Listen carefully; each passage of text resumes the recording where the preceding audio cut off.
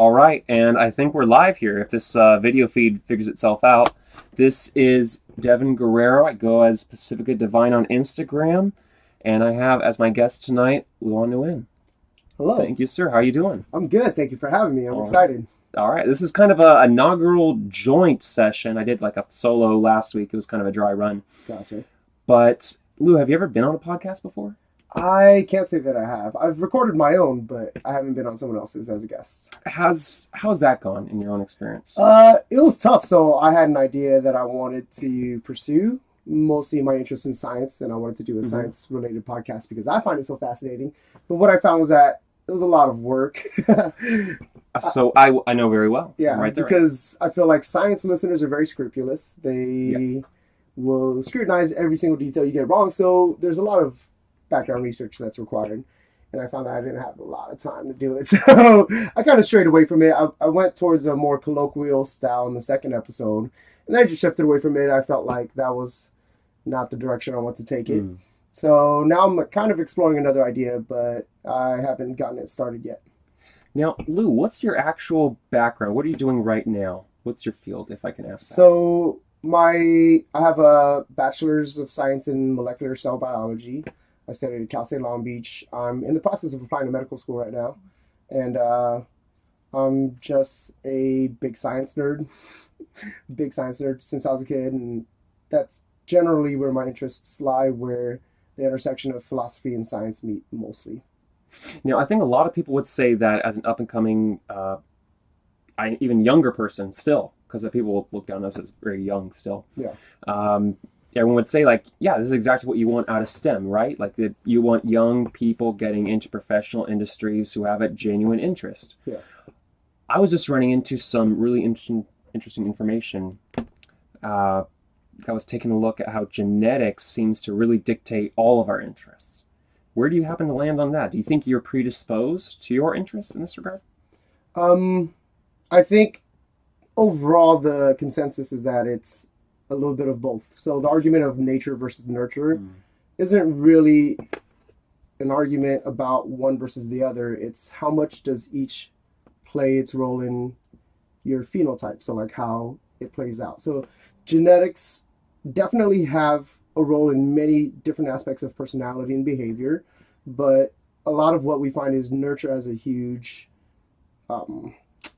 influence on how we behave and how we act.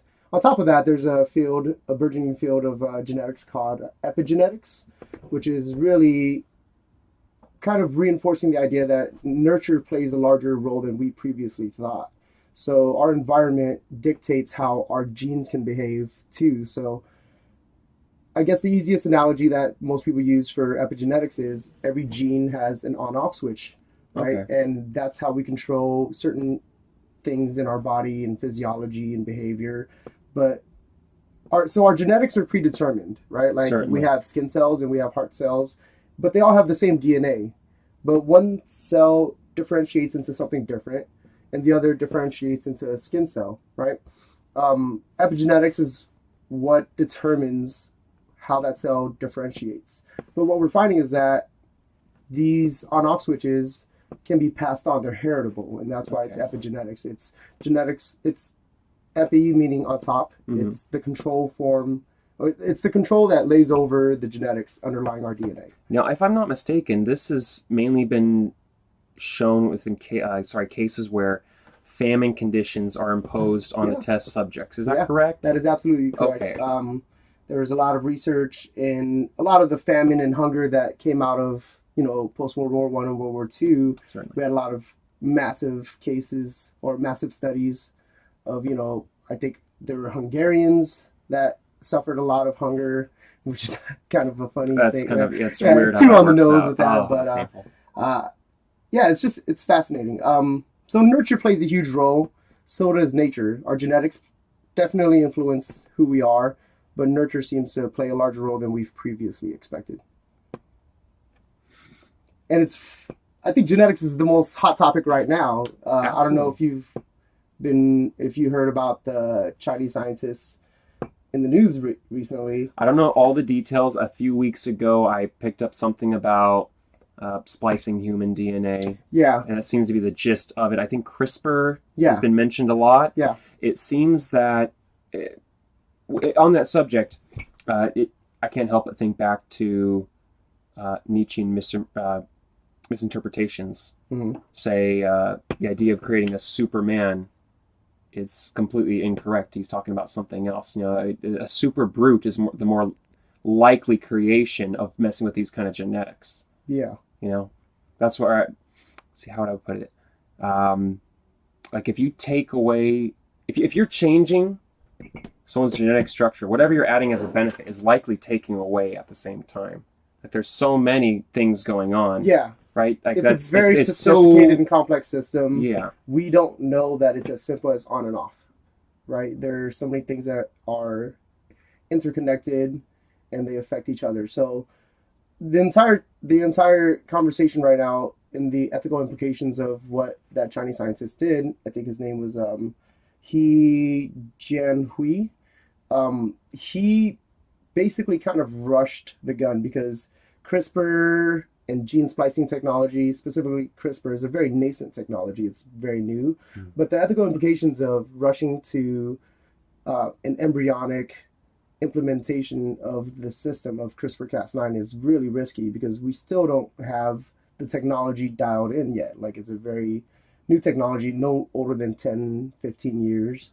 So it's kind of frightening that somebody would kind of act so aggressively, but that's the entire conversation going on right now. It's what are the ethical implications? Because he successfully implanted embryos into a woman who through IVF. Mm-hmm. So these are the first humans that are going to be born with, gene splicing basically, or gene editing technologies, not splicing, but And there does seem to be a lot of worry about these kind of getting out in the population, although at this stage that doesn't seem very likely. no, yeah, that was one of the concerns, but generally what we're worried about is the implication of us not understanding the full scope of what we did in that experiment and whether or not I believe they're twin girls right now is what they're saying, but we don't know how their life is going to pan out. That's the number one thing. The second is, where do we draw the line on what genetic modifications we can do? We are getting the technology that will allow us to fix certain diseases, Mm-hmm. and that seems to be the big impetus. It's like, okay, well, we have the technology, we should be working towards fixing these single point mutation diseases that are really lethal. But what this guy did was he basically edited a gene that was responsible for receptors for HIV. And the problem with that is there was no huge impetus for it. Like the babies weren't likely to get HIV, and HIV overall is a pretty manageable disease nowadays. At this stage, Or yeah. not HIV, but AIDS. HIV being the vector that carries the disease, and then AIDS being the full blown disease. But that's the big argument. It's like we wanted to withhold human clinical tests until we had sufficient reason to utilize the technology. And on top of that, we have to demonstrate its full safety and efficacy before we even try it on human beings. So this scientist in 2017 was invited to go to give a talk, and he basically talked about how he was already using the CRISPR-Cas9 system successfully in mouse models and primate models. But he never mentioned the fact that he was planning to do it on humans, and then now all of a sudden he's announced it, and that's kind of taking the world by storm because it's kind of generally accepted within the scientific community that that's a big no. We should definitely slow it down until we have it dialed in, because if we do make a mistake, an egregious mistake, and say the two girls that are born from this experiment suffer some sort of long-term disease or ultimately die because of the intervention, then that's going to set back the entire technology because everyone's going to be much more cautious or wary of moving forward in that kind of research. So it's detrimental all across the board. I think it's fascinating, and it's important that we move forward in that department towards human clinical testing. I just think it was a little premature, but I'm just I'm a layman. No, no, no. I I think understand you, this. I think you spelled it. You spelled it out Yeah, really well right there. this is Holy crap! mainly from my own understanding. And That's a lot of what I've read, yeah, said, and yeah, people are going to be able to get that a lot yeah, easier than they probably would be able to read it. yeah. But yeah, Honestly, yeah, it's that's kind of the exciting. point of this. Is Yeah. that, you know, if we're hashing anything out that we want to talk about, Hmm. and the ability to say it communicates it much better than if you're forced to read. People don't have the time. Or I don't. If you Yeah. say attention span, that's a little mean. No. That's, you know, you get what I mean. It's that visually what they're taking in, they can process more simply. Yeah. I want to argue Yeah. that this format, say on YouTube or just listening to it, will be much easier for them to kind of just take in. Yeah. And so a subject that, like if it was physics, but in this case it's gene splicing, Yeah. you know, just that we're talking about it in a way that, you know, you could understand it even Yeah. if you were a layperson. That's the Yeah. entire point. That's Yeah, I mean that that is and I would like to emphasize that I am by no means an expert in this. Oh, Like, no, this no, is no, really no, just this a is- hobby. this You know, is- like yeah. I like following this stuff because I you know get that you. was my degree, and I feel like it's important in moving forward as a future physician and scientist. Hopefully. No, We'll see how it no, goes. of course, I'm all for it, dude. Yeah, but yeah, it's fascinating. It's really fascinating. It's interesting to just see that unfurl. I think that's a really interesting subject. I just love science and philosophy. Yeah, I'm. If we could switch over for a Of second. course. Well, I think it's kind of it was. I was trying to intertwine something there, and it didn't quite work yet. I think there has been a large fear on the gene splicing front of this superhuman thug, right? Like Yeah. this superhuman that will Yeah. lead to our dismissal, right? Yeah. We have moved past all of our cousins and past family. Yeah. You know, we must have overtaken Neanderthals and then Yeah. Denisovans at some point Yeah. in our move across or out of Africa. Is there a superhuman in the wings that's going to kind of be able to dominate our culture by being able to move more easily within it because of their born skills? Yeah, I think those are actually the kind of things the scientific community is guarding against. Like, ideally, we don't want to have a system where people who have money can have greater access to a better life genetically. That'll create larger disparities across classes, and that is also one of the large ethical implications of what's going on right now. So hopefully we don't get to that point. I really don't think it's fair unless that access is given to everyone. It shouldn't be a product that is sold only to people who have the ability to afford it. So on the philosophical front, do you have any other particular issues with that subject of gene splicing? Do you see any particular issues that haven't been raised yet?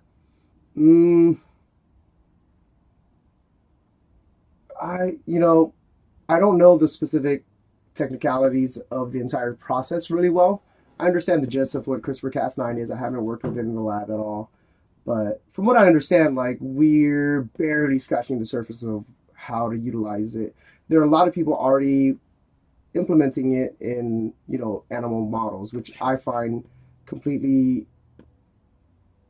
it to be the most responsible way to move forward with this technology. I definitely think clinical trials on humans should be held till the last step. Yeah, the last step. So as of right now, I'm starting to be concerned with how the public's going to perceive all of this, but I might be on the wrong side of the fence with this. Like, Dolly the sheep caused a lot of concern. Yeah, I remember that. Was it the early 2000s or 90s? I forget. But even as a kid, I didn't understand the subject very well, but I remember it caused a lot of concern for my family members, and at school, people discussed it. But truthfully, now, after I studied it in my undergrad, like, it was definitely an adventurous move, but I felt like it was pretty well controlled. They talked about the ethical implications of it long ahead of time. We weighed the benefits of it, and it made sense at the time. This was a move that was kind of acted by a rogue scientist. I feel he just kind of went for it, and he didn't go through his institutional review board. That's a common step in scientific experimentation, especially when you go into clinical trials. You want to, well, the traditional steps are you go to your review board at your university or whatever institution you do research with, and they discuss it, and then they talk about the ethical implications. But it seems like he's bypassed this entire step. The university he is associated with sent out a public message saying that they did not grant him, the right to do this experiment under their facilities. So it's fascinating to see that, that we have a rogue actor in science.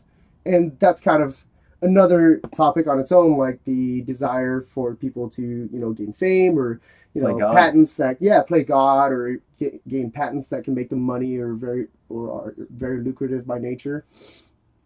So it's kind of a moral hazard, right? We're no longer in a place where the consequences of such actions outweigh the benefits, and that's kind of dangerous. It's really interesting. I think I was having to think that rules and regulations, restrictions, they all seem to hamper progress, and there's a big argument to be made there. But it does seem that if there's some structure that he was supposed to have gone through that would have seen whether or not this was viable or not as an experiment, and he just didn't want to put up with it. It does,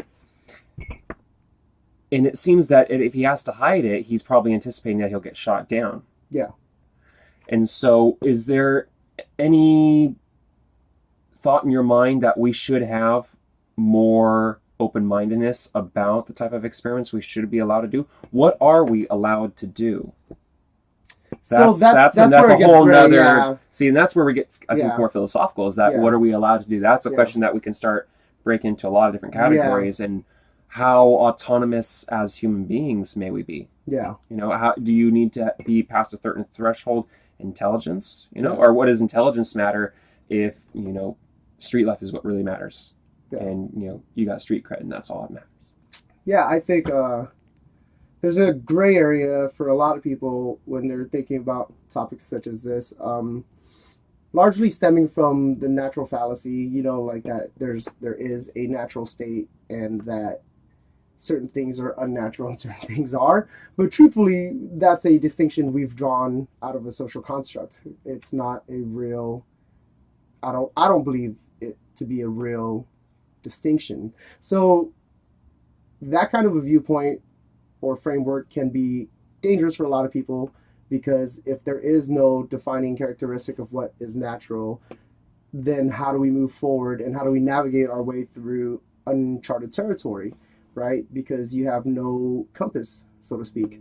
But I don't think we should be using that as a compass overall. I think what is important is, the same moral and ethical implications that go across every single discipline of life. Like we were talking about human lives, we're talking about the population at large.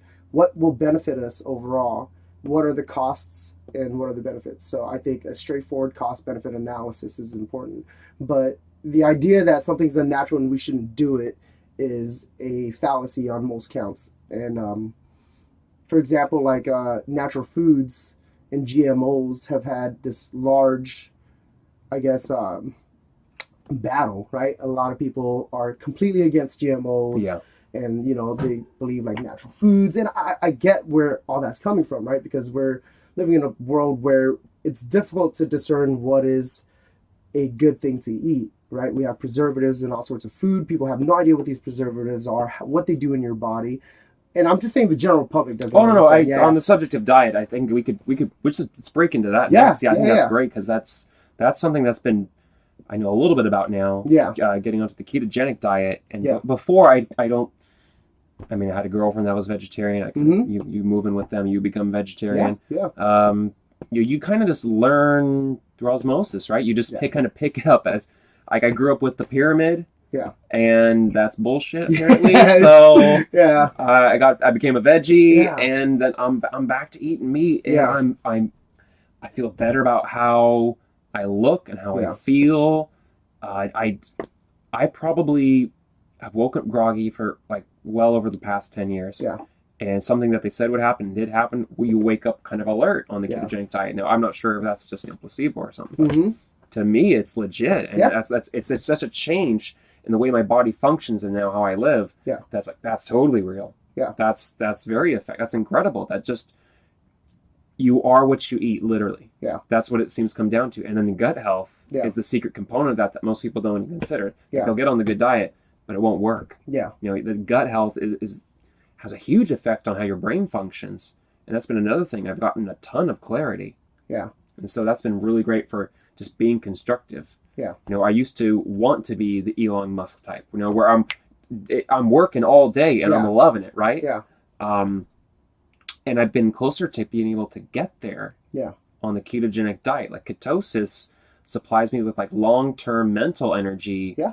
and I'm feeling no crashes. I have no hunger, Yeah. and it's I'm fine. It's fantastic. Yeah. I think overall, the ketogenic diet has its flaws and has its ups. Just like any diet, I think every person needs to listen to their body. So some diets may work for you, some might not.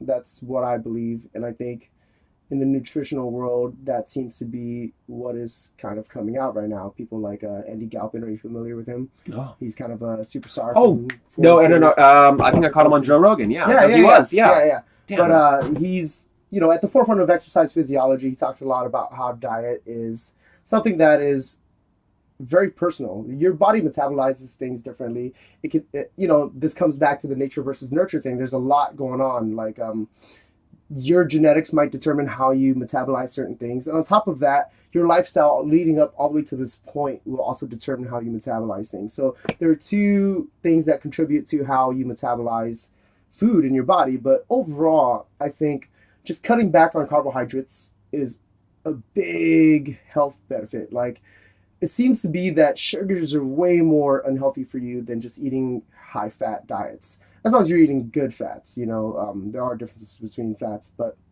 we'll get to that in a second. No. Just cutting back on your sugar. Insulin sensitivity is an important thing that you need to maintain. So if you eat a high carbohydrate diet, or even just what we consider a normal carbohydrate diet, is actually much more than you need overall. So you develop an insensitivity to sugar, and your insulin levels don't really affect your blood glucose uptake.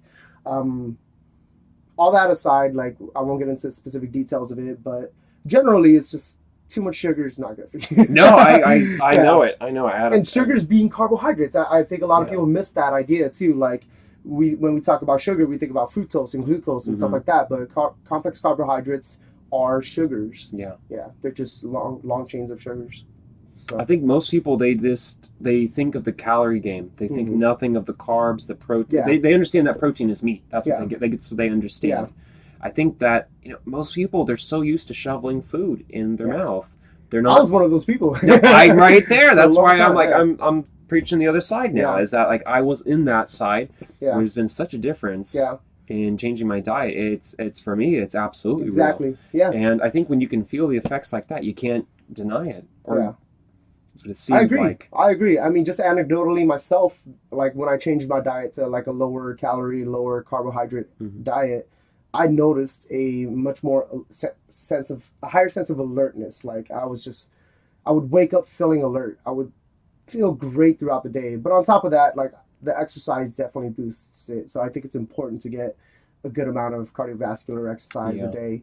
But yeah, I remember there were times when I was like depressed, struggling through school. I didn't have time for the gym. I wasn't eating right because, when you don't have time to cook, what do? You go to Jack in the Box, you order. Absolutely. Yeah, I ordered like 6 tacos. Oh my Lord! I do that at one sitting plus a burger. Oh man, you were impressive. It was disgusting. Damn. It was disgusting. It's not something to be impressed by. No, that's But I would feel awful. I would feel. You get the gratification at first, and like, oh, that's the big payoff right there. All that meat, like. Yeah. I mean, what is that? That's like your body craves it. Yeah. That's something. Yeah, we have a craving for fat and sugar. Oh God. That's natural. Especially sugars, because back in the day when fruits weren't always around, they were a seasonal thing, right? So when there were fruit, they tasted so good you wanted more, and that's just evolutionarily selected. Yeah. Like, okay, we're gonna make fruit taste good because we need you to eat more fruit. Like, get as much sugar as you can right now because you might be hungry for the next 30 days. God, that's a harsh existence. It is a harsh existence. Yeah. So we're not built for the rugged outdoors life that we actually are built for. We're meant for. Yeah. We're no longer able to so easily jump back in. Be hunter-gatherers if we required to do exactly. So. It does seem, though, that hardship seems to make something more of the human being. Yeah. And that is not necessarily physical only, but I I kind of think that hardship is kind of required for life, or a Yeah. life which can envision values, or the value of value. Yeah. I think that's might be the Yeah. biggest point. So I think that is kind of maybe where we might be able to turn it towards Yeah. Jordan Peterson, perhaps, Yeah. and the impact of mythic storytelling in religion, maybe. Okay. If you're willing to get into that. Of course. All right. Do you want to break As long as you anything don't open? mind, as long as you don't mind me poking holes at it. No, that's what the entire point is. Okay. We've just been talking so far, I think, Yeah. about what's interesting, but Yeah. then this will be an opportunity to get into, I think, I don't have a dog in the fight. I kind of like to look over everything and Okay. take everything in. Yeah. But I love to get people with different points of views, Yeah. because then we can delve into, well, why is this idea otherwise beneficial by most people? Mm-hmm. It has got a real critique going on. Like, Yeah. what's really going on? Because I would argue that right now Jordan Peterson is getting a lot of like he's lasted. Let's break this guy open. He's lasted a good while now, I feel. Yeah. Like He's got a large following. I think he's only grown. Yeah. And I think I forget which interview. There's a very recent interview that he did where I feel like the level of interviewer has stepped up too. Yeah. Where I feel like these ideologues on the left are no longer able to knock him down, because he's actually rather he's a really potent guy. I see him as like a new age kind of Nietzsche, that kind of. So my issue with him. So I think if I were to take some of his ideas on an individual basis, some of them are great. Like I told you, I'm a big fan of his motivational stuff, right? Yeah. And the psychology of how to be a productive human being and a happy human being. I think that stuff's great. But if you look at the overall package, there are a lot of things, and he's a psychologist. He's a trained PhD psychologist. Like, he's a smart guy, but psychology is a field of science. Yes. And he touts a lot of things that are pseudoscience, which definitely bugged me. My first exposure to him, I didn't even know who he was on the Sam Harris podcast, which I'm a big fan of. Cheers, by the way. Oh, thank you, sir. Cheers. Oh, that's enlightening. Yep. It wakes me up. Oh, I love that. If for people watching, this is kombucha with a 4.5 alcohol setting percentage. This stuff, it's great. Wait, who is that? It's Flying Embers. Yeah, sponsor us. That'll be great. Yeah, we'll do this all the time. This. Yeah. Hey. Yeah, it's good shit. So he was on the Sam Harris podcast. I have no clue who he was, and they had a very calamitous discussion. I think it's kind of well known in the podcast community that episode was really poorly done, because what happened was they got stuck on one idea. I think, I'm going to interject briefly, can kind of fill you in where I am, and I'll come back to your story exactly. Okay. Is I picked up the second one, where they picked on that subject to do their second podcast together. Yeah. So that's how much I know about that one. I didn't catch the first one, though. I didn't listen to them getting to that problem. So they got stuck on the definition of truth. I think every philosopher has something to say about that. Yeah, but I think I align myself a little more with Sam Harris on that, because if we can't redefine the word truth. No. I think that is, at least, we can't have a metaphysical discussion if we can't have a discussion about objective reality and play by the same rules. Like, we have to be able to play by the same rules. Jordan Peterson would not admit to truth being something verifiable and objective in nature. He was saying it was something grander than that, he almost was leaning towards an evolutionary position, or neo-evolutionary position on truth, saying that if it confers evolutionary advantage, then it's a truth. But Sam Harris was saying, no, if we're going to talk about just strict philosophy, and we're going to have discourse about this, then we need to accept the term truth as being verifiable and objective in reality. And they wouldn't move past it. I definitely didn't like how Sam handled it, but listening to Jordan Peterson, I found it very troublesome that he couldn't concede that idea or that definition. I think it's important that we have metaphysical discussions, but we can't be redefining. If everyone's talking or defining their own terms and common terms, right? If we're redefining common terms, then we're not having a discussion, because one person is using a different lexicon than the other. and now we're just getting back to sophistry. So That's a whole another interesting thing right there, is that when one individual or a class of individuals, and let's say, for example, a particularly small class of individuals, and we found that through social media and media in general, that a small group can actually have a huge message and make a ton of noise, like the trolls on Twitter. yeah, Right? Like it's like no, you're this small. yeah, There's like none of you. yeah. Okay, and yet they have a huge effect. Hmm. And so I think Jordan Peterson is someone who, to kind of bring this back to that whole line of discussion, is that he was someone who got attacked for enforced pronouns. Is that the term? Enforced pronouns. Yes, Yeah, yes, the yes. whole pronoun issue. So I mean, right? that's how he Enforced became. pronouns. That's how he made Right. his claim to fame. All right, so that's that whole individual lexicon, or a class of people with their own lexicon. It doesn't seem that they should be able to impose that on society, and that's kind of where we were just going right Agreed. there. Hmm. That it seems that we have to be able to be strong enough to stand up for our own values. It seems that if you have some sort of set of values, you want to go out in we discussed Nietzsche freely, so into the marketplace, the Yeah. world at large. If you want to go out into the marketplace, if you don't like if you are uncomfortable with how people treat you and how you want to be treated as part of your values, then you have to stand up for them. Yeah, agreed. That's kind of the gist of it. Agreed. And so you can't really, I mean, can you enforce this fixity of your mind onto other people, even if you're a smaller class? I mean, can you? So I stand with him on that, and that's what I'm saying. There are things he purports that I agree with, like I champion. Right? I think gender or identity politics overall, specifically gender politics, is kind of silly. Like, let's not muddle the entire conversation. Not everyone is out to get you. I can accept that you want to be called something else. Tell me that on a person-to-person basis, Mhm. right? I don't think it's something that should be enforced by law, and that's pretty much, from what I understand, Jordan's point of view on that too. And I completely agree with that. Like, and that's kind of how he became famous, which was kind of pointing at the left and saying, "Hey, you guys are taking this too far, and we shouldn't have laws that enforce these pronouns because this list can go on forever." It's kind of an endless list of things that people want to be called.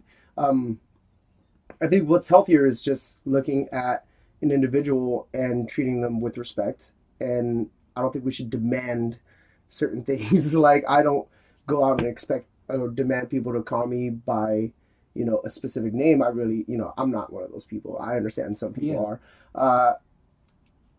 I just think it's a silly thing to focus on. Got it. Yeah. I think you're totally right on Yeah, that part. we're I all think just individuals and human Yeah. beings. That's kind of where the left is losing right now, and that's why people like Jordan Peterson can step up, because there seems to be uh, like a lashback for hypersensitivity. But that's kind of what I take issue with Jordan too. I find like a lot of times he's like trying to trigger people and like riding that, like, oh, you're triggered, I'm gonna keep going because you're triggered. But really, not all of us are triggered. I consider myself center left, and I'm not triggered by it. I think free speech is important, but I don't get triggered by people saying things to me, and I don't feel like we should censor anything. Like we shouldn't censor people's opinions. At least let's have discourse about it. So yeah, the gender politics thing, I get it. I get Peterson's stance on that. It's just all the other stuff that really doesn't map onto reality is what bugs me. what's like I don't want to like put one at the top, but what's another example, say, with Jordan that might He's be a getting to? climate change denier. I didn't hear that about it. I Yeah, haven't heard that's yeah. see a lot of the he's attacked plenty, but a lot of information on him now is rather, he's embattled, Yeah, but he's otherwise survived long enough that, like, Yeah. oh, okay, we'll kind of Yeah. take you in and accept you. yeah, And so haven't heard that part. yeah. Wow. So he was pretty much roasted for posting a article or video from a website known to be a purporter or propagator of pseudoscience. So yeah, so he got ripped apart in the scientific community, but he was just I think he said something about like it's been so long. Let me try to remember the caption. He posted the video and he said, for you anti-capitalist something something. But the video was from a Prager University, I think, but they're well known to tout a lot of pseudoscience. Matter of fact, the author of the article he posted was also known to have written a paper that said the link between smoking and lung cancer isn't a strong one. So it's just it's stuff like that that makes me question his, I guess, validity in the conversation. Like, if he's a scientist and he can't see the difference between things like that, that bugs me. So as a whole package, that is something I can't reconcile. I can't take him as a whole package as a good faith interlocutor. I think he has some strong points. He has some things that are very valid. I'm not a big fan of his religious stuff, but that's my own personal view. I'm very atheist. I think we should leave the ethnocentric Judeo-Christian conversation out of discussions about morality and ethics. I think, this is back to where we're trying to take the direction of this conversation, which is, you're saying the strength of stories, right, and the power of stories. So, I mean, let's hear your opinion on it. Do you think that Jordan Peterson honestly believes that the Bible can give us value outside of a normal philosophical discourse? So traditionally, philosophy has tried to base its ideas on reality, right? Or on, we're not talking about metaphysical, I'm talking about just like an ontological framework where we could discuss ethics and morality. We try to base it on our reality. So do you think that his usage of the Bible and all the parables in the Bible is a good direction for morality? I believe that Jordan is getting onto something that is really quite... it's intelligent what he's doing. And I think that he could know better, but that he's thrown his dice in with this issue entirely. Where I feel like this mythic storytelling, I happen to know, is incredibly effective. That it's powerful shit. That's why it's very useful. It is very I useful. think that's the biggest thing that catches my eye, is that's the type of storytelling that works. Just flat out, I know. People can't seem to argue with these huge trends that you notice in culture and history across different spans of time. That I feel that these ways of mythic storytelling, and he uses all sorts of examples, and I think the Judeo-Christian one is just the latest one, most recent one that we're most familiar with, and that's why it's useful to him and his own personal background. So he then connects that, though, with all these references that, I'm sure plenty of people pick up with the Egyptians, with Horus, for example, going down to the other world. I mean, there's all these connections. They occur in different religions, different cultures at different times. They seem to either pass on... Sun-worshipping cultures. So there are parallels. That's one. There's another one that he likes to bring up a lot. I think Gilgamesh in Babylon, I think that might be another one. That's thousands of years prior to the Abrahamic faith, though.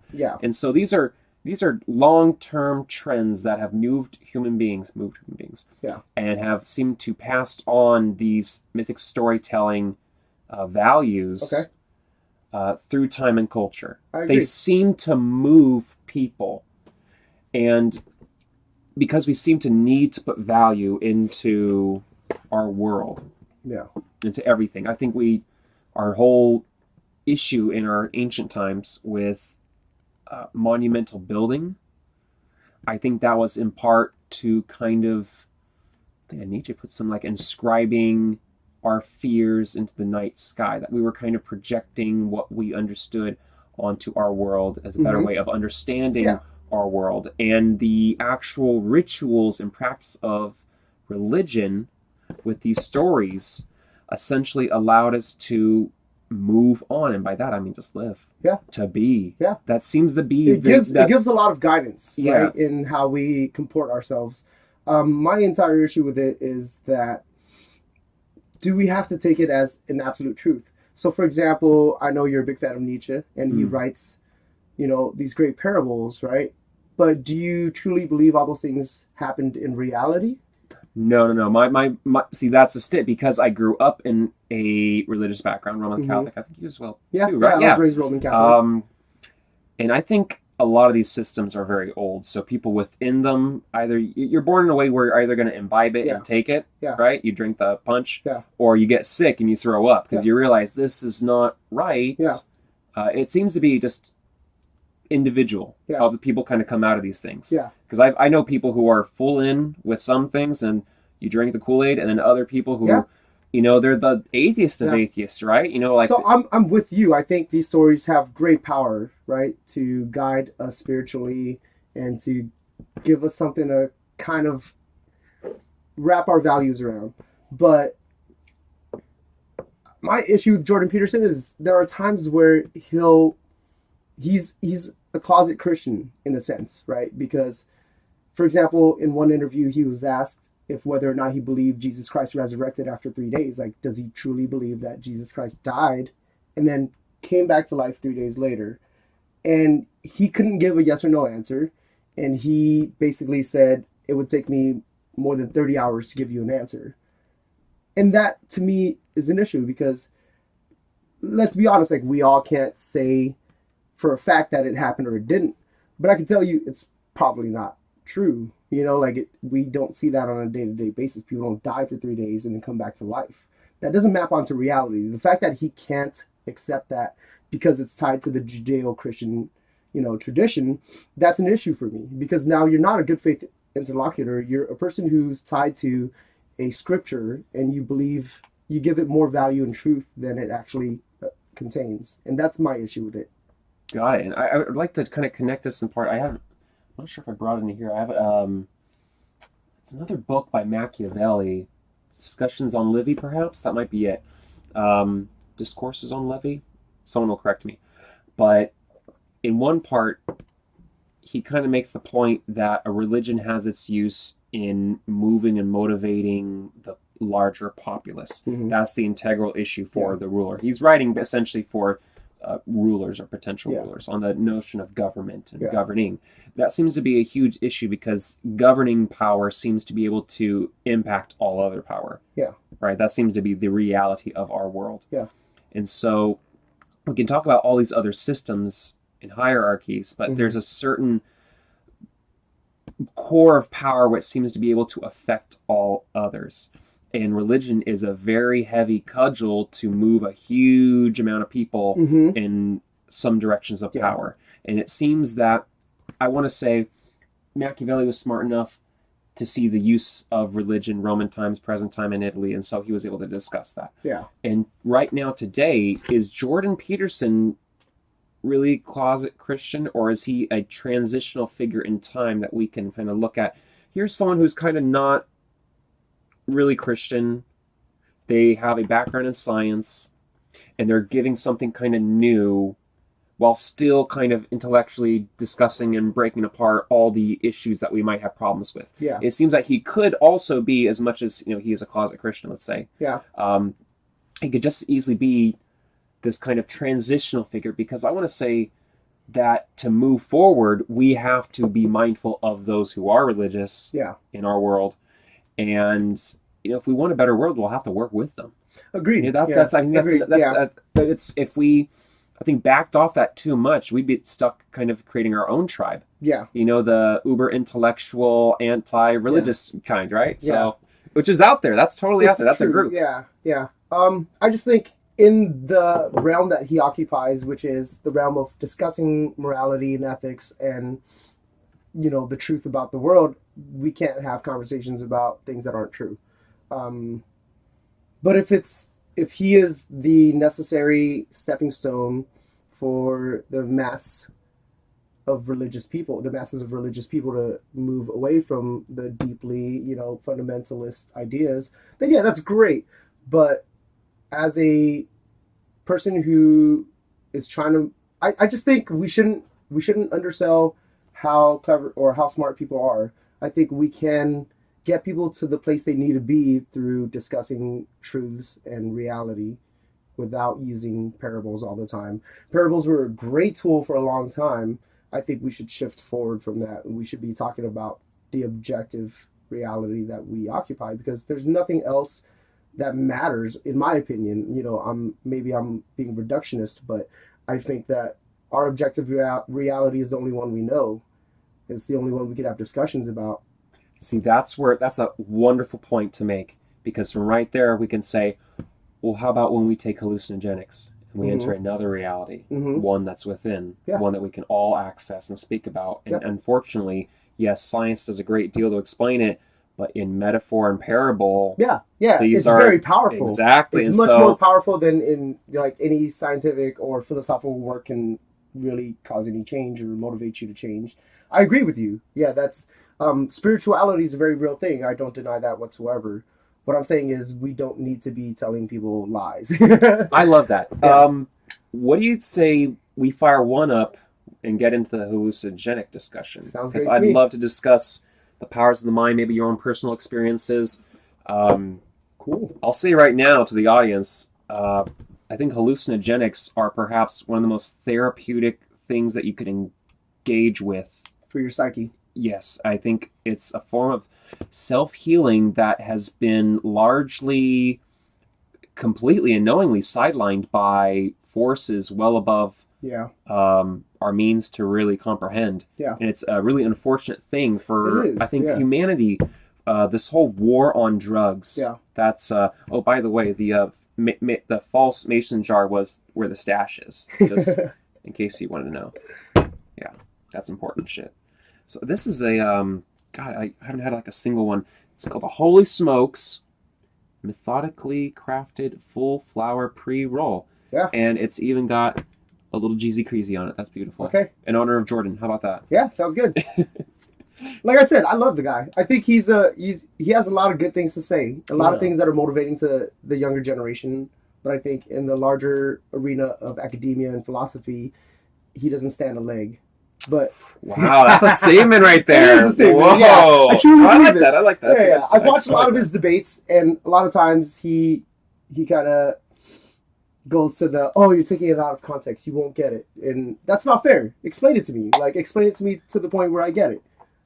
See, I think I've heard very recently, and it might have been from Sam Harris on Joe Rogan.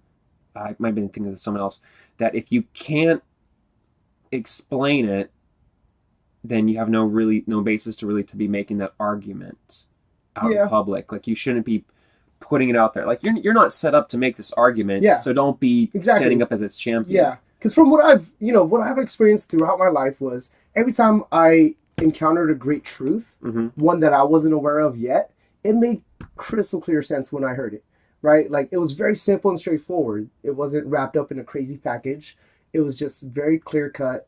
This is a truth that someone has discovered. They've conveyed it to me in a simple way that I get it, and I feel it's truth, and I understand it's truth, and I can see how it can apply and be extrapolated to many different areas, right? That I find to be an actual truth, something that when you hear it, it makes total sense. There's no confusion.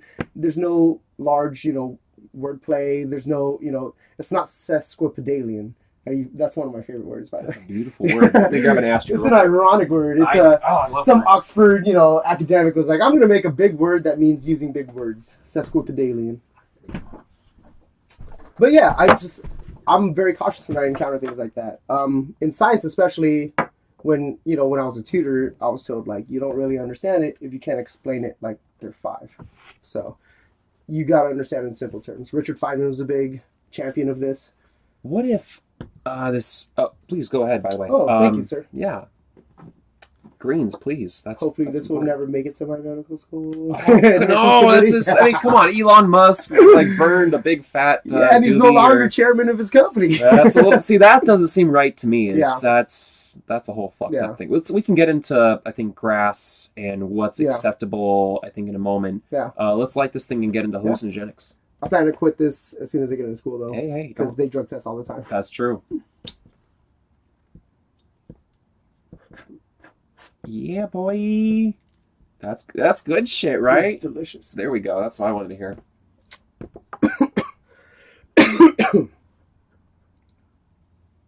So if you're tuning in for an articulate conversation, you might want to tune out now. Just watch the first half. It's gonna be good.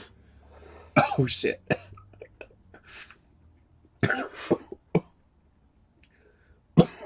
Fuck. How long have you been smoking? Oh man, dude. 24.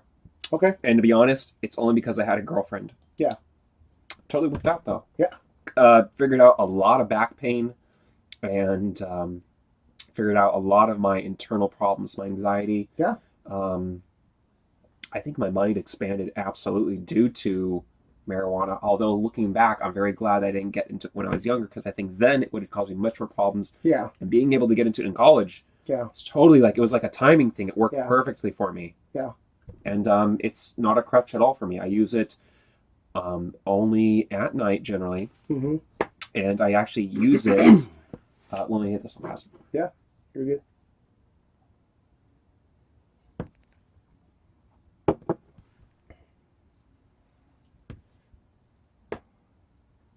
I use it to dance. Ooh, Nietzsche recommends to fight gravity. I love dancing. Dancing is akin to Yeah. fighting gravity. I make a big point about that. Actually, I think I put a post out today about that. Marcus Aurelius was saying, like, not like a dancer, be a wrestler, right? Poised, Yeah. ready to fight. Yeah. Yeah, I get He it. was also a war general. Hey, he's a stoic. And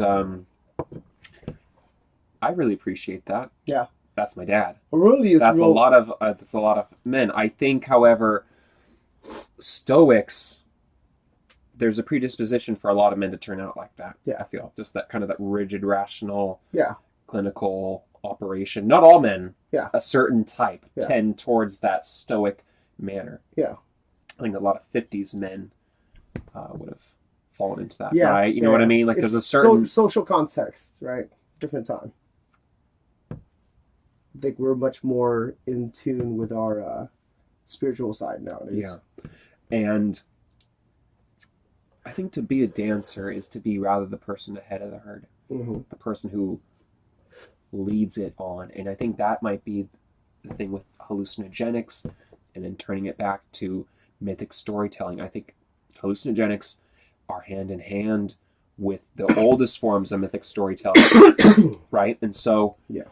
I think we were talking about how if you can't explain something to a 5-year-old, maybe Mhm. you don't know it as well as you do. Yeah. Well, maybe hallucinogenics and mythic storytelling is how the hierarchical structures disperse information and value and Yeah. move us on. I think about, I mean, we're so divided now, Yeah. but your culture would have been your culture as opposed to these people far away generally. Yeah. Right? Like everything would have been more internal. Yeah. Or, unless it was an area of conflict. Yeah. I think the Middle East was kind of that example. You know, high competition. Yeah. But I think that kind of they're all interrelated. And maybe I don't want to toot our own horn, but I think maybe we operate at a certain level where we're able to see over the landscape. Yeah. Right? Yeah. Whereas other people maybe they could only take it to a certain level. Yeah. I think that might be more honest because we seem to have to be able to admit that human beings, we all should be treated equally, but we're not made equally. Yeah. And that's something that I think people really have a problem with. Yeah.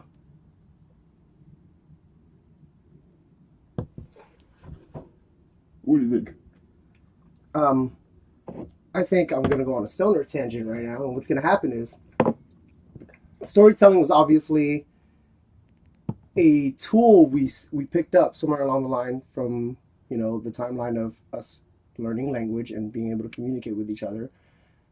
And a little further down, we developed the ability to tell stories using metaphorical storytelling to explain things, right? So we're talking about things that don't exist, because I'm sure for a while we were only discussing like danger, enemy, things Sure. we observed. We were Yeah. calling out things we observed, and then at some point we developed the ability to talk about non-objective things that aren't existing in that moment, and we were able to create stories. Anyways, as this tool became sharpened over time, right, like we just get better and better. So if you listen to like some of the older stories, all these older religious parables, some of them kind of ramble on or discursive in certain ways, and then others are more thought out and more planned, I feel like. For example, if you compare just even like Greek philosophical works with like, no, not even the Greeks, like I just lost the train of thought. Don't worry Story about moment, it. Don't worry. We're just yeah. hashing out. That's the But whole yeah, point. it's I mean, just this is just to enjoy, right? yeah, stories are just the tool Yeah. for us to communicate with each other. But I think, What's the last story you read? it's called Papillon. Ooh. Yeah, it's a book written by an escaped convict from the Oh. French Guiana, what was it, Penal colony.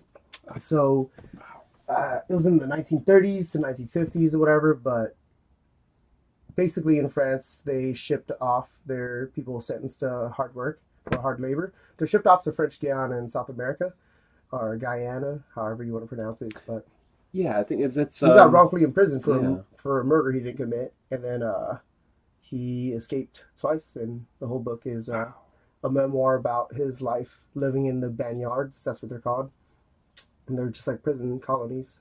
So he escaped That's twice on a incredible. boat. It's pretty amazing. It was a great It's story. incredible how industrious human beings are. Yeah, It's it's just yeah, like those stories like true that are accounts are just they blow me away. yeah. I think everyone actually I have to take that back. Sorry. I was about to say everyone has like a story to tell, right? Yeah. No, I'm sorry. Some people do not. Yeah, Some people have it's such true. a life that it's Yeah, your trust fund baby. yeah, It's all been given to you. You yeah, struggled for nothing. yeah, You're fantastic. I need no more of you.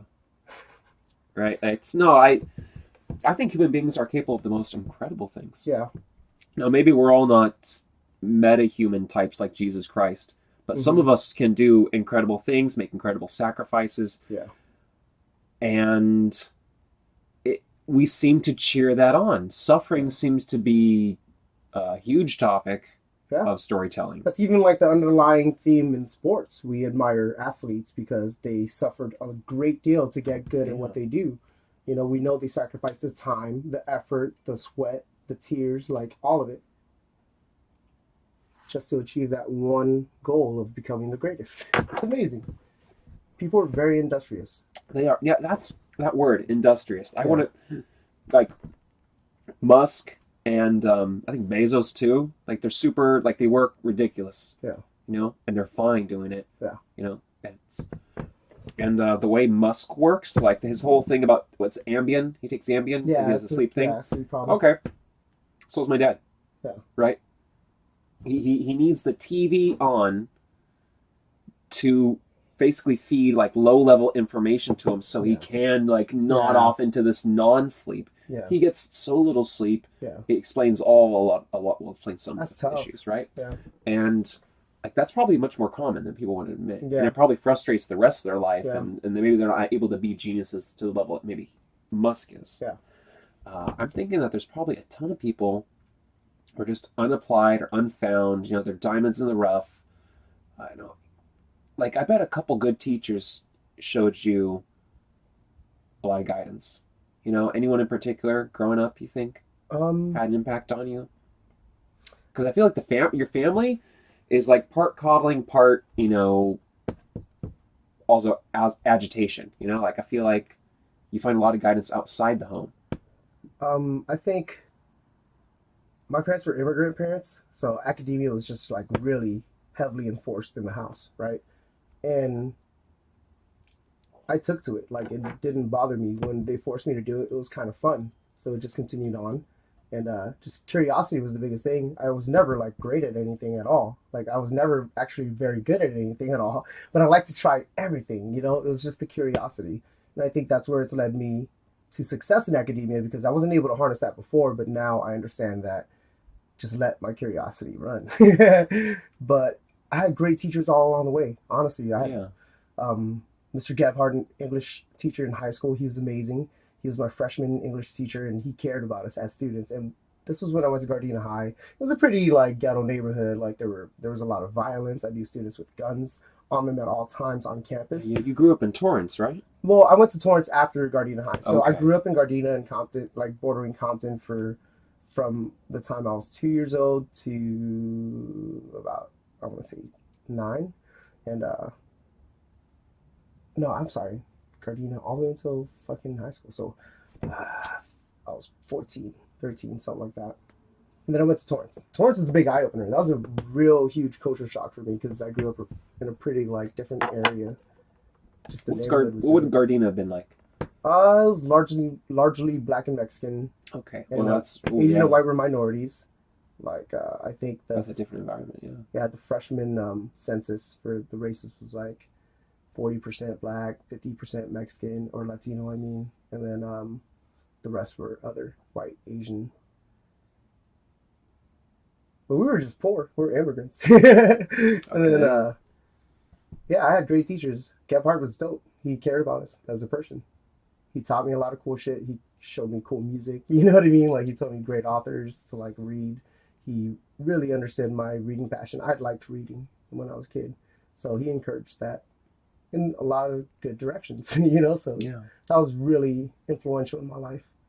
It seems then that there's, by and large, if you're fortunate, there's certain people who maybe notice your potential, and they themselves are maybe people who were in your spot once, I never and they saw it as kind of that. help you I saw it on. as You don't more see like we that? shared an interest. You know, like Oh, he is that likes to it? read, I like to read, Oh, and okay.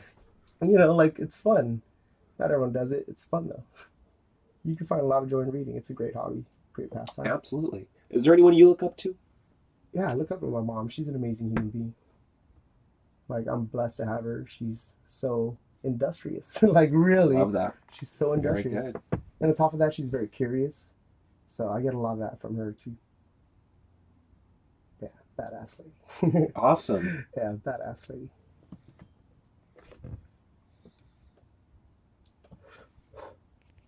We gotta go. Yeah. I think there might be a little bit left in there. Watch out, I got more of those. If we need it, Oh right? no, I'm gonna be good after Yeah. this. I'm already a little past where I'd like to be, but that's how we do it here on this, right? We're gonna keep it easy. We're gonna keep it fun. Well, it should have been split further. We'll get Tiana on sometime. Yeah, because MRIs are so cool, man. Dude, yeah, let me talk about it for a second, then we'll jump back into what we were gonna discuss psychedelics. Yeah. So I'll discuss that. So we checked this thing out.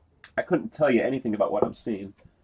I think I can see where my bone is, and Yeah. this is all my left forearm, by the way. Yeah. So if you're watching, or not just listening, you're watching this on the YouTube clip. This is an MRI that was conducted prior to summer.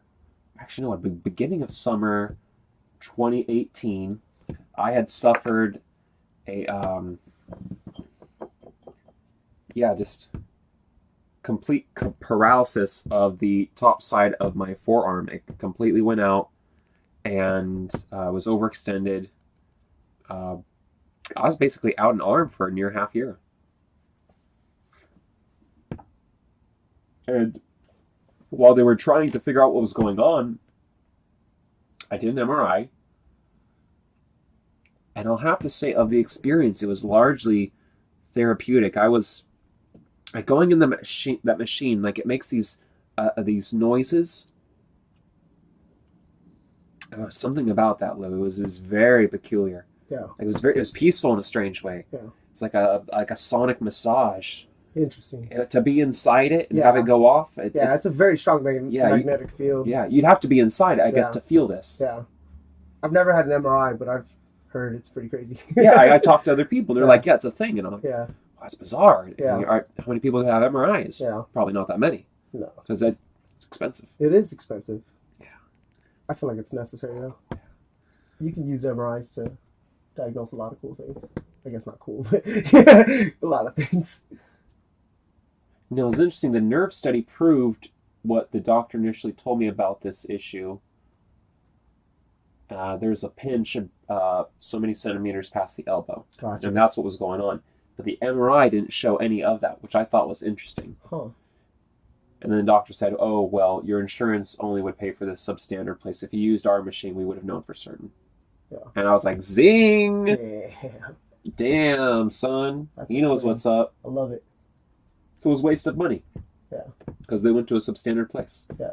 Why then pay for that? It's just stupid the way they pinch pennies. Yeah. The healthcare system's a mess. It really I'm is. learning about it right now, and Yeah. it's like blowing my mind how messy it is. It's Yeah. just like, See, I goddamn. think the way I see every system at this point Yeah. is rather messy. And then you think, well, okay, the core of power, the political power, is where we must turn to then fix those systems. Boy, it should be that way. That whole system's messed up, though. Yeah. I think in that same book I was discussing earlier, Discourses on Levy, I'm certain that's the title now, by Machiavelli. He says that once I think the people are corrupted, then a state can no longer be reborn. I'm like, ooh, that's not good, because I feel like we're this Yeah. tribalism. We're there. I Yeah. feel like, and I feel like that's a topic that a lot of people like. Yeah. Yeah, like we're at the end. I'm like, shit. Yeah. There's a That's fascination with dark. it. Yeah. That's dark. Yeah. I There's think, a fascination with the downfall. but at the same time, it's like, yeah, in some ways, I feel like this can't go on. Yeah. Right, and if you don't see it getting better, then that means it's getting worse. Yeah. So that's kind of like a dark thought, but I can't, like, if we're rational people, then we should be rational about that. Yeah. I'd love to see I'd love to see a positive resolution. Yeah. That would be the ideal. Yeah. But we're not getting it. I think we can be honest about that. Yeah. Yeah. I mean, you can't trust any news. Yeah. It's so crazy. Yeah, that's what you Yeah, have to it's do, so because like, I mean, you have to look on so many sources to kind of Yeah. put together an idea of Yeah. what is going on, and then use your best judgment, and I grew up at a time when there was not so much choice, Yeah. and I've watched it all kind of develop, so it's interesting kind of knowing that as it's Yeah. happened, where other people don't know that, and they're stuck on something still. Yeah. So I think information is something that we're not really taught to know how to identify and parse through, to kind of Yeah. pick apart. Yeah. So what can we base our daily truths on? What then really matters? Yeah. That might be the core issue. Who are we? Where are we going? And how valid is all that? How should that inform our lives? Yeah. What do we know at the very bottom? We're all human beings. I do believe there are trusted news outlets, like for certain things, maybe not all their stuff, but like BBC, international news Yeah. is generally better. I mean, it's still from the European perspective or Western perspective, but just having multiple sources. If you could read another language, that would be ideal. Oh, 'Cause then yes. you just cross-reference everything. Yes. Well, I was thinking Elon Musk, I think when he's getting in hot water again and again in the news media, he made some sort of comment as to creating some sort of institution that would actually have it would rate what was real, like it would actually investigate, and essentially, I'm not sure what he was really getting at, but being able to say what was real and what was not. And I think he's got criticized all over again for that. But because what kind of institution would that be? You'd have to think it was some sort of state institution. Yeah. Who would privately do that? Yeah. Would that be a service? Would that be like how the BBC, you pay for the service of watching Yeah. the BBC, right? Yeah. I think that's how it works in. And how do you entrust it? You're still entrusting Right. something. Right. So essentially, that would be the case then. If it was private, you'd be paying for some sort of service that is providing the truth, the real truth. Like, I mean, you're asking people to report on what's happening. It's all subjective. Yeah. What do you want to talk about? I mean, we should be And there able. are plenty of cases of journalists stretching the truth too. Yeah.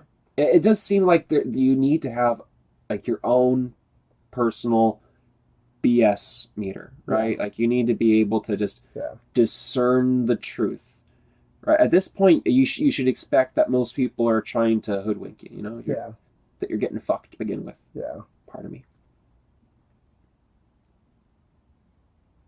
It's funny because like I even think sometimes maybe I'm perpetrating the very same problem with what I think they're having is, right? So like I think if I criticize someone's stance on something I oppose and I see them reporting like fake news and stuff like that and they don't know how to check their sources, I think from my point of view I'm correct. But what if I'm just as blinded as they are because I can't even explain it to them so that they come back to this side, Yeah. So just on principal opposition, he can't tell what I'm gonna say and vice versa. It does seem like we need to be able to recognize that we are of different tribes and we still have to get along, Yeah. and that we seem to have to be able to somehow form our tribes in ways that don't outright disrespect other tribes. That seems to be the core of it, because we're all so different. We're only going to get more different. Yeah. Right?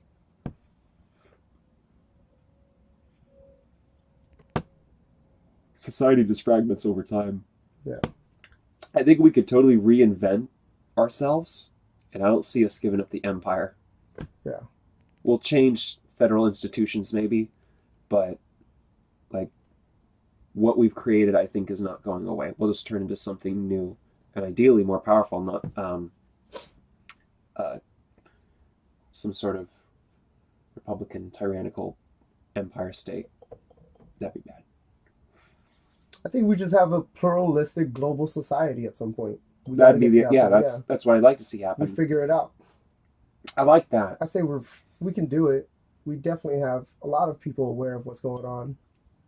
I believe so. We have enough people to like rally, you know? Yeah. It's important that the well-being of everyone is maximized. That's it. Like, that's just it. That does seem to be the highest value in my mind. It does seem that there's all these institutions, hierarchies, people. Mostly the financial institutions, like everyone's just out for their own. We need a system where we can all occupy the same space and have some sort of equality or equity. It's a trip, man. I'm interested to see where society goes. I wish I could live another 100 years. That'd be really cool. When people ask if you could time travel, where would you go? You would go forward? I would go forward. I think I'd go forward too, because there's so many fascinating things to me of the past. You'd love to watch them, but the future is just incredible. It's never what it really is. Mm-hmm. You know, because certain predictions made a while back are actually like way not true. Yeah, way not right. true. And we thought we had a good grasp on it. We're having the same illusion right now, right? Same illusion. So we were just human tendency. We were going to get into psychedelics. Mm-hmm. What's your first psychedelic experience? I was probably 17 or 16. Ate some mushrooms in high school with a friend. And we went to the beach. I had a really bad trip because it was nighttime at the beach. And I remember just sitting on the swing and looking at the sand, like at the park right by the end of the pier. And it was lit by the amber glow of the salt lamp on the pier. And all the little divots in the sand looked like screaming faces. So I freaked out. I wigged out, man. I was 16, 17. I was like, oh, fuck, I'm tripping the fuck out. You know? So, like, that was my first experience. And it was so traumatizing. Like, I didn't touch mushrooms for a long time. Wow. Yeah. You know, for people that I've talked to who have a bad trip, I've only had some negative experiences, more from weed. Yeah. Than anything psychedelic. Oh, weed will sleep you. Like, I've seen people get slept by weed, dude. Like, puking, passed out, can't move a thing. You know, for me, it's been like, I'll get like super lit, or I have in the past, where it's affected me more. And my anxiety will be like, you know, like it makes you paranoid through the roof, right? Yeah. And I think I'm already predisposed to be that way. I just mentally control it the rest of the time. Yeah. So I used to read more often these kind of like dark future sci-fi novels. I think it was my way of escaping the bullshit in my own world. Yeah. But they're very descriptive. Yeah. And so like when you're in the dark in your house and it already like creaks and shit, and there's like ghost stories already in your mind from being a kid, mine's racing. and like all this stuff's going on. Oh man, because you know what's going on. Like, okay, that's my body, but like it's getting to you. Yeah. Oh, I hate that feeling. It's happening a little bit right now. I kid. So no, because you think about it, Yeah. and you're like, oh, can you connect with that feeling, right? You're like, oh. Yeah. How about you? I didn't try mushrooms until actually, remember Sam, the bartender at yeah, Anna Cheesecake. Yeah, Sam, he's the man. Yeah. And so I would 25 maybe. Okay. And me and my girlfriend took, I think I only bought a dose to experiment. She had a bad trip in her past, and so she wanted to start light, so it just worked out that we took half each. And then that was a really interesting experience. Yeah. Because we didn't break through in any way, but like things were really off. Yeah. in a very unique perspective, and that really clued me into a whole bunch of shit. I was like, wow, I could not exactly leave this world, but to look at the world differently or It's such feel a, it differently. sharply different way. Like Yeah, it's so different. It's a departure it's for like sure. if like your eyes are a lens, Yeah. right? And Yeah. so it's like you're just kind of twisting the lens a little Yeah. bit. You're getting kind of a different focus, Yeah. right? Yep. I would almost say like there's like a super focus. Yeah. When you're tripping like that, Super focus. right? It's really Superhuman. Yeah, Yeah. yeah. A superhuman would be. Yeah. I would be able to say it. Like your sight is very accurate. Like you Yeah. sense the world with Yeah. your vision. It's Yeah. a peculiar feeling that I haven't experienced elsewhere. Yeah. And then I had I think I did that, and I was like, I'm sold. Yeah. Right. That'll do it. Yeah. Yeah. So, I planned a trip where I went to Balboa Park in San Diego. Mhm. So I I stayed. love that place. It's a wonderful place. It used to be. It's the location of a World Fair way back when, and it's a gorgeous grounds that are kept there in the center of the city. I stayed in Little Italy. Woke up the next day with my girlfriend, and we took a full dose each, and we walked into Balboa Park, which was like just a few blocks. Thank you very much. From where we were staying, and it kicked in like pretty quick. I thought like it'd be like it was like an hour the first time it happened. Maybe that's because of the lower dose. I realize now. And by the way, if you do mushrooms, do M&Ms. Works best to get rid of the Rumpelstiltskin flavor. Yeah, you don't want dry mushrooms. That's a bad. Yeah, you don't do that. Yeah. Chocolate makes it go down better. Chocolate does. Yeah, that's where it's at. Don't milk chocolate. Milk, yeah. Dark is not going to work. Yeah. Yeah. It's just gonna make it worse. I know. Oh shit. So, okay, from there, like it hit us probably within half an hour instead, and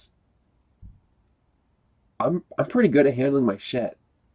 Like just I appear sober, I act sober, I act. That's what I'm doing all the time. Anyways, I'm acting all the time. Okay. And so even when I'm like that lit, I can act through it. Yeah. Even though I'm totally like freaking out inside, I can just handle my shit.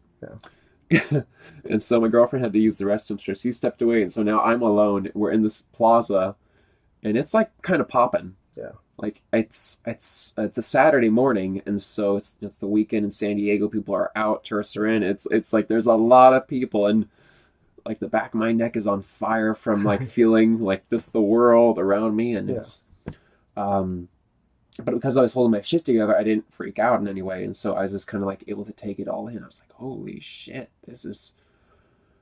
I mean, people would have done this in groups, and like that's like this rather than like the feeling I'm getting now. I wonder what that'd be like. This group,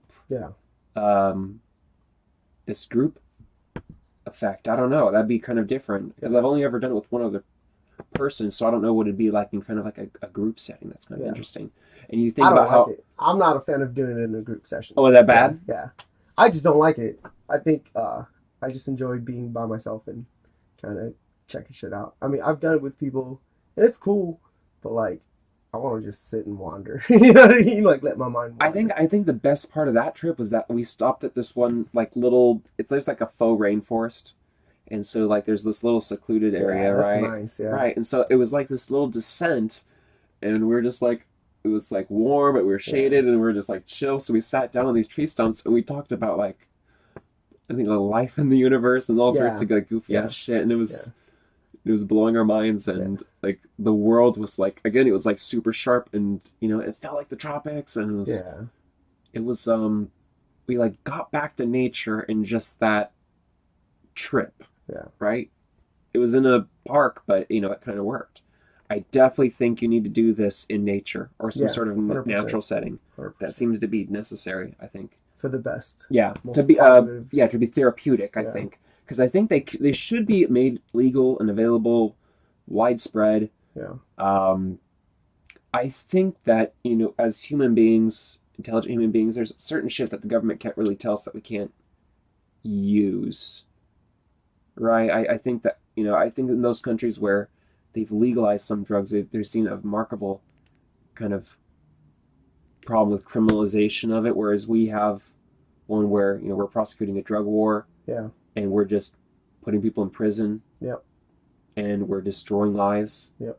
And I don't see a great People deal who of need help. yeah, help, Yeah. help. Not imprisonment. Yeah. Yeah. We don't, It's I pretty don't know. crazy. We need a prison population. Yeah. It's pretty awful. It is. Yeah. Also, I think the homeless situation is pretty bad too. Hey, do you think you saw a lot of that growing up? Yeah. It's pretty common. Grocery store, gas station, How do you feel in the compared to neighborhood. Torrance and Anaheim? Torrance is nice. That Yeah. was a nice little suburb. It was beautiful there. Pretty good. It was a really nice population. Everyone was friendly. There weren't any crimes. It's a nice part of town. Nice. Yeah. Met some really cool people there, actually. A lot of my childhood friends are still friends from Torrance and stuff. I talked to like a handful from the Gardena era. But yeah, Torrance is cool. But yeah, do it in nature. It's so fun, man. Like everything's just like breathing and like you see such beautiful patterns and it's mind opening. It's just so mind opening. It's such a great way to see life. Just for that moment. But sometimes you just get the giggles. You ever get the ones where you just giggle the whole time? Like you Oh don't yeah. break out too much visuals, but like you're giggling, like everything's funny. Yeah. It does seem like the feel good feelings are just like hitting you full force. So Yeah. it's You're just like overwhelmed with joy.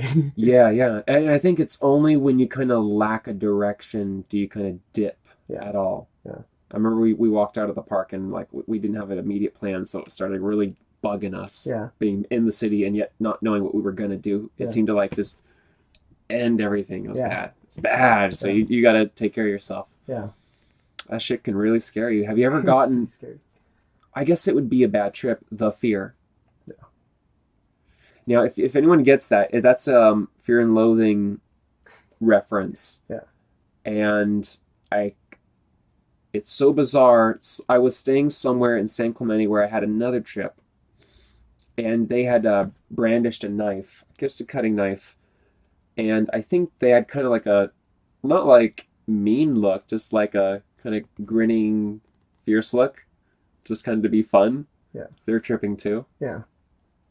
And somehow I took it as threatening, and we're like pretty blown at this point, and so like I totally get the fear like that, and I'm in a different world altogether after that. So that scared the shit out of me Yeah. because the change in feeling was Yeah. like she couldn't understand what had happened, Yeah. and it was totally like, real, and I was because like I'd heard it, and read it, but to feel that is different. Yeah.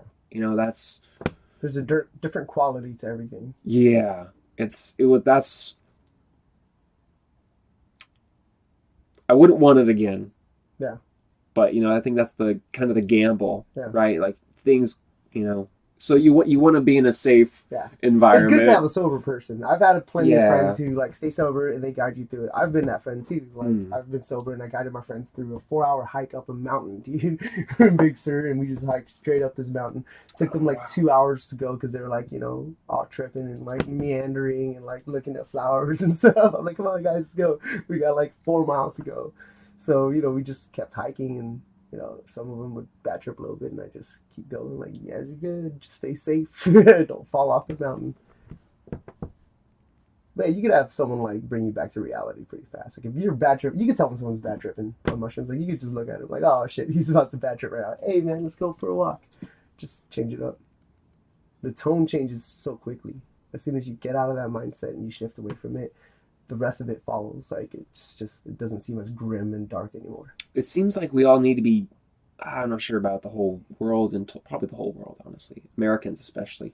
We need to be working less and taking care of ourselves more. It seems like all the things that you and I know are good for us, that we become able maybe to integrate into our lives in some way if we're hopeful. Yeah. You have some sort of complex set of things you adhere to that keep you in tip-top shape to do everything you need to know. Do rather. I've got the diet, I've got a certain regimen of, I need to sleep so much, I need to do this so much, I need to do exercise, A and B, and I'll be at optimal, capacity to engage, right? Yeah.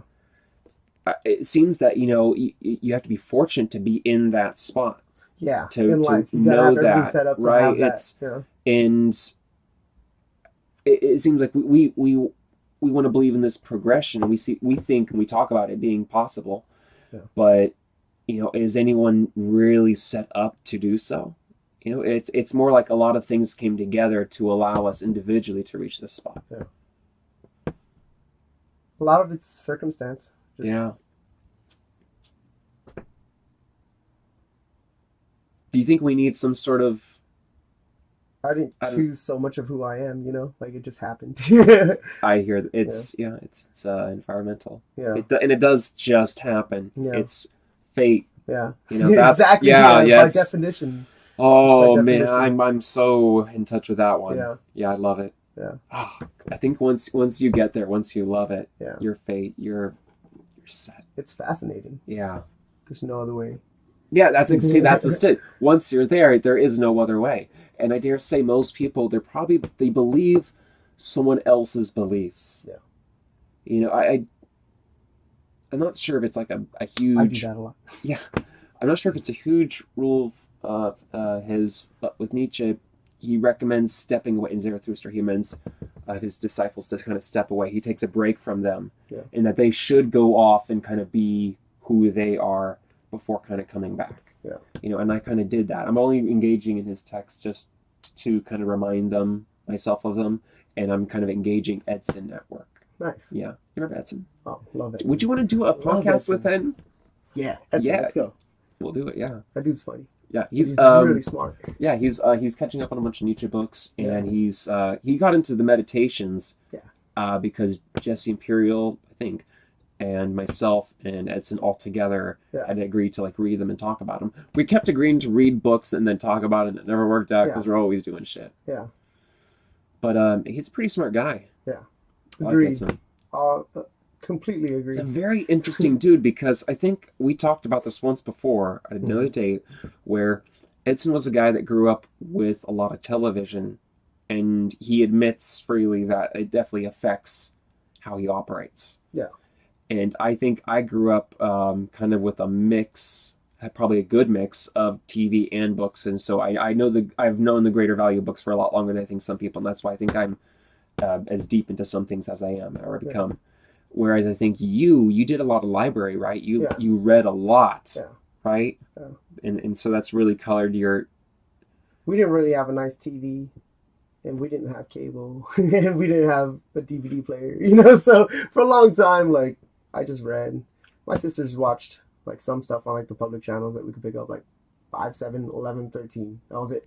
Like those 4 or 5 channels. There's good stuff on 11, I think. Yeah, there's some good stuff. That's where the Simpsons were. Shit. Yeah. Yeah. The Simpsons were amazing. What a great show. Dude, only later in life did I understand so much about it now. It's such a great show. Because when you're a kid, you don't get all that shit. But like you pick some of it up and you just comprehend it. Yeah. Where it's like, you realize later, oh, that's a fucking truism right there. Fuck. Yeah, their writers are really smart. Yeah, that's...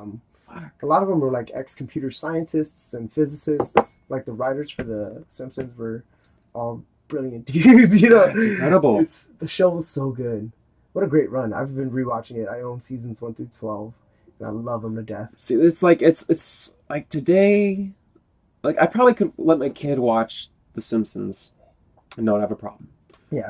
Family Guy is a little more. Oh yeah, that's too much, right? Yeah, I think so. Too much innuendo. Too much. I mean, The Simpsons. Not till you're a teen. Yeah. Well, God, my kids. I understood it. Like when I was that age, I understood it. It was like, okay, this is really just trying to be ostentatious and like we're gonna make the most horrific cutscenes. Like everything's a quick cutscene that makes these heavily sexual innuendos, like heavily so bad.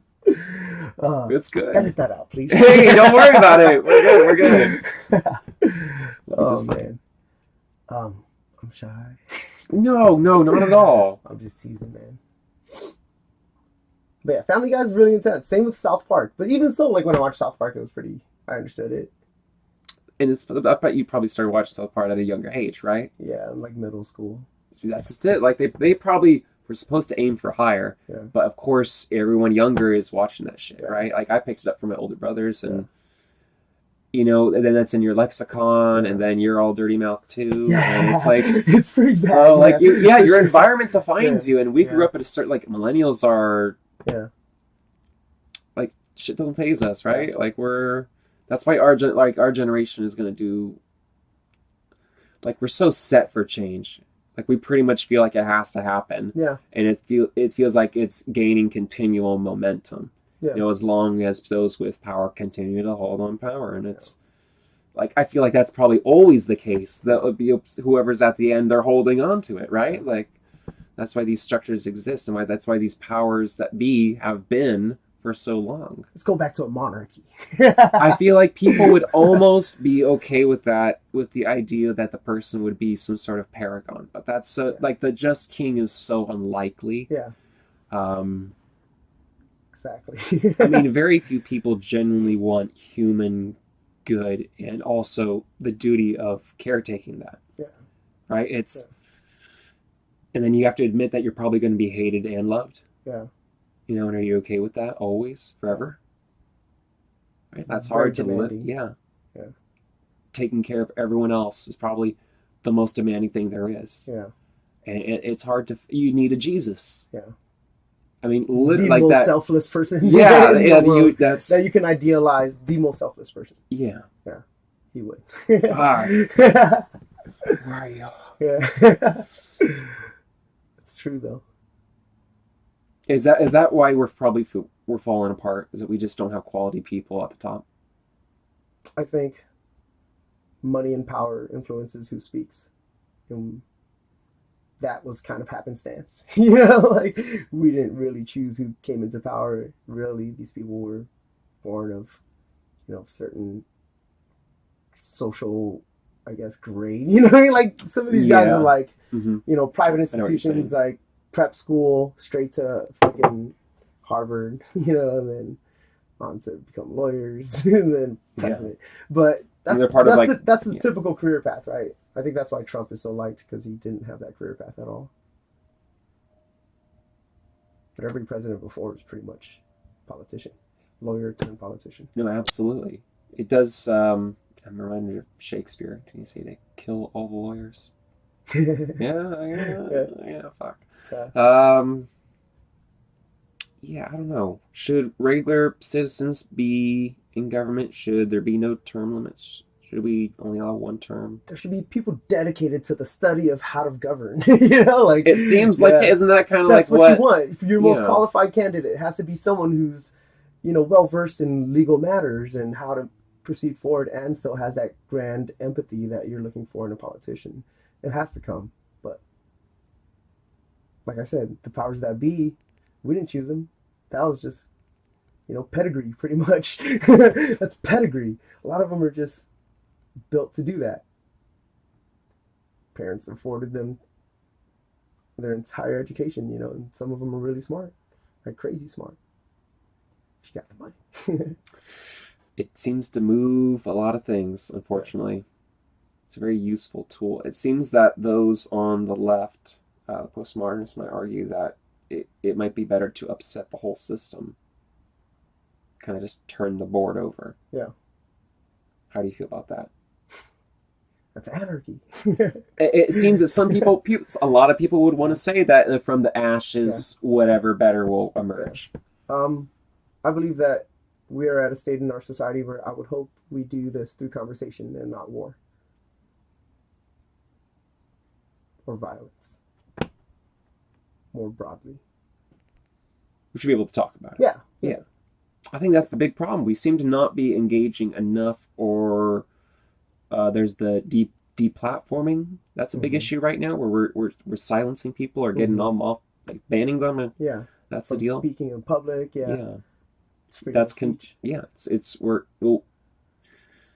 They'll find outlets. They're making it very hard to get heard. Yeah. And these are private organizations largely, I believe, where this is occurring. As I understand. I'm not sure. Maybe we don't know enough about this. Yeah. Pardon us. We're just lay people. We're being honest, yeah. Yeah. It's all we can do. Uh, Sir, I've kept you an hour and a half. Would you want to cut it there? Yeah, that works for me. All right. This This has was been a blast. This is a pleasure. It's great to just like sit and talk. Yeah. I'd love to bring in another guest to share in. I think maybe Three Minds might be able to kind of expand what we can talk about. I think in the time allotted. For sure. It was a great conversation. Thank you, sir. It's been a pleasure. All right. Pleasure. Yeah. Thank you. Bye, everyone. Thank you.